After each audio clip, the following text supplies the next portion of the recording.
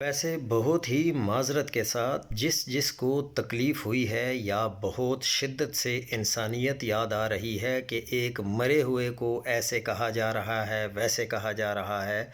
फिर तो यज़ीद के ख़िलाफ़ भी कुछ नहीं कहना चाहिए क्योंकि वो भी तो मर चुका है। इंसानों के किरदार होते हैं जो बाकी रहते हैं, अच्छे और बुरे किरदार के बाद दुनिया आपको उसी से याद रखती है।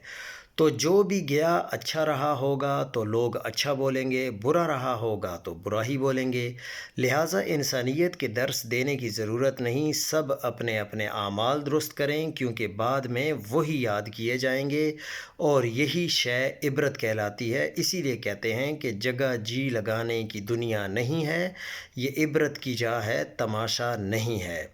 लेकिन दुनिया दर हकीकत इंसानियत के मुजरिमों को बाद अज़ मर्ग ऐसा कवर देना काबिल मज़म्मत है